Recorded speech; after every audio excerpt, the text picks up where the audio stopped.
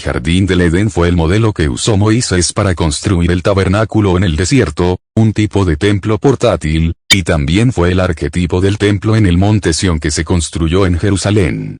El templo en Jerusalén también fue diseñado para parecerse al jardín que estaba en la tierra del Edén y fue dispuesto para encajar de manera simbólica con los tres compartimentos del Edén. Paraíso, y el diseño del templo. Para Israel reunirse en los atrios exteriores del templo era como encontrarse con Dios dentro del primer cielo donde ocurren todos los fenómenos climáticos, incluso podría llover en esta zona ya que no estaba cubierta con techo. El lugar santo del templo, sin embargo, era donde los sacerdotes tenían el privilegio de entrar, tenía una cortina frente a su entrada. Con los cielos bordados, la luna, el sol y las estrellas, pero no los signos zodiacales, que representan el segundo cielo. El lugar santísimo dentro del lugar santo estaba separado por otra cortina, a veces por dos cortinas paralelas unidas entre sí, y dentro de esa cortina final se consideraba el santo de los santos que es el cielo donde Dios tiene su morada, el tercer cielo o morada de Dios. Recuerde que a Moisés se le ordenó construir el tabernáculo, un tipo de templo portátil, exactamente como el modelo que le dio el ángel y que el apóstol Pablo dijo que era el mismo modelo del trono y la casa de Dios en el cielo. Hay más paralelos. Las 24 divisiones sacerdotales del templo de Salomón representaban a los 24 ancianos del templo celestial. También había 4 tribus israelitas principales que acamparon alrededor del tabernáculo como un león, un águila sosteniendo una serpiente, un hombre y un toro y sus contrapartes exactas en el cielo eran los 4 querubines. De hecho, el jardín y toda el área del Edén también representaban un modelo de la morada de Dios y el país de residencia de Dios en el cielo.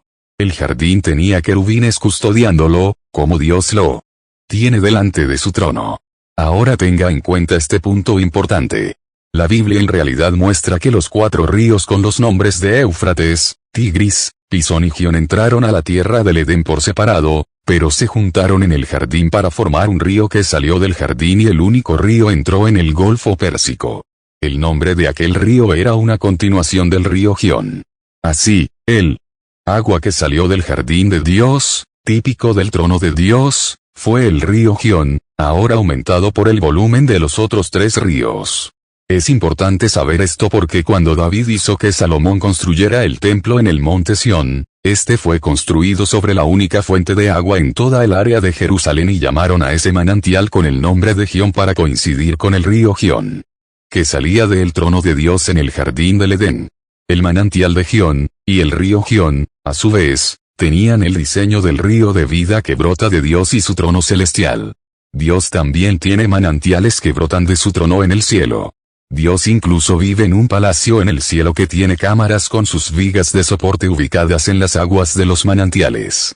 Mira lo que esto significa.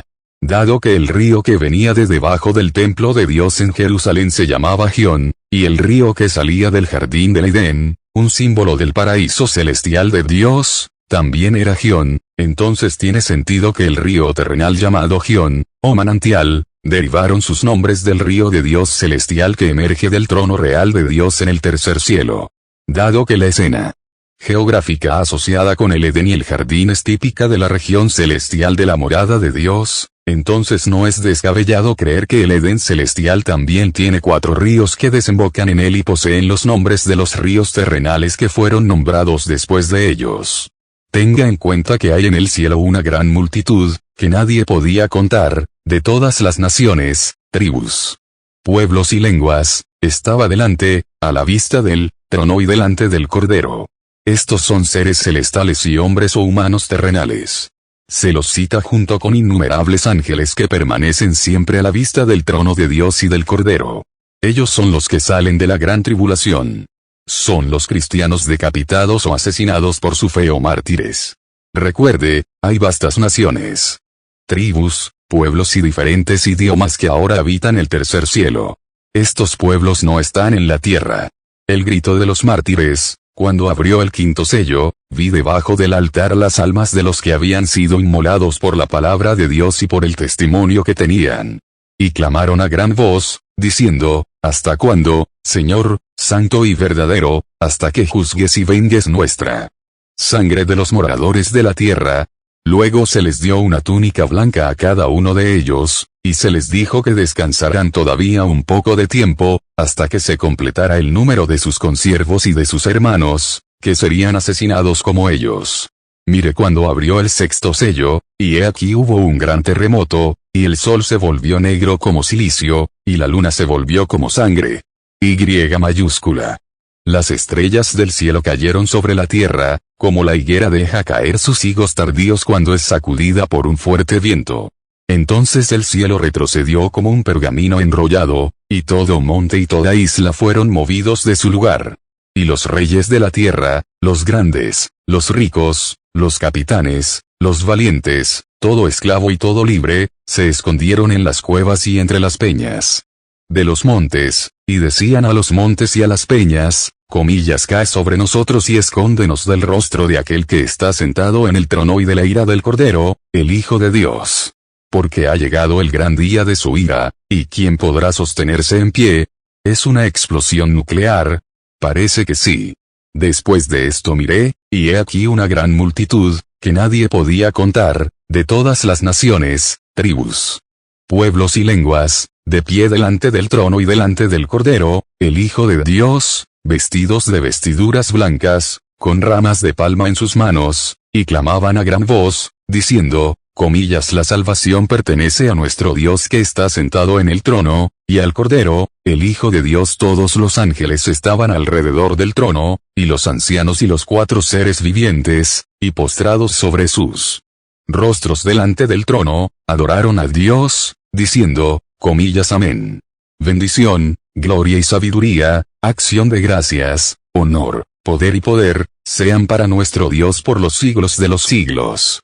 Amén. Entonces uno de los ancianos respondió y me dijo, ¿quiénes son estos vestidos con vestiduras blancas, y de dónde vienen? Y yo le dije, Señor, usted sabe. Entonces me dijo, estos son los que salen de la gran tribulación, y lavaron sus vestiduras y las blanquearon en la sangre del Cordero. Por eso están delante del trono de Dios y le sirven día y noche en su templo. Y el que está sentado en el trono habitará entre ellos. Ya no tendrán hambre ni sed, no los herirá el sol, ni ningún calor, porque el Cordero, el Hijo de Dios, que está en medio del trono los pastoreará y los conducirá a fuentes de aguas vivas. Y Dios enjugará toda lágrima de sus ojos. Luego me dieron una caña como una vara de medir. Y el ángel se puso de pie, diciendo, levántate y mide el templo de Dios, el altar y a los que allí adoran. Pero deja fuera el atrio que está fuera del templo, y no lo midas, porque ha sido dado a los gentiles. Y hollarán la ciudad santa durante 42 meses. 42 meses son 3,5 años. Fuera del lugar del templo judío se construyó la mezquita de Al-Aqsa. Fue dada a los gentiles o incrédulos llamados musulmanes. Tú atacarás a Israel durante 3,5 años.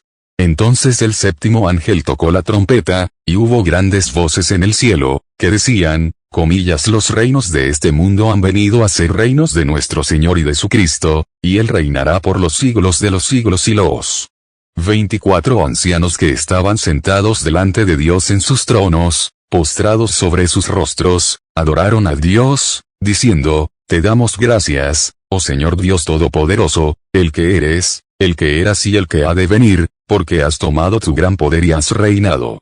Se enojaron las naciones, y ha llegado tu ira, y el tiempo de los muertos, para que sean juzgados, y para que recompenses a tus siervos los profetas y a los santos, y a los que temen tu nombre, pequeños y grandes, y deben destruir a los que destruyen la tierra.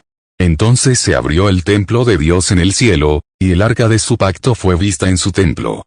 Y hubo relámpagos, ruidos, truenos, un terremoto y gran granizo.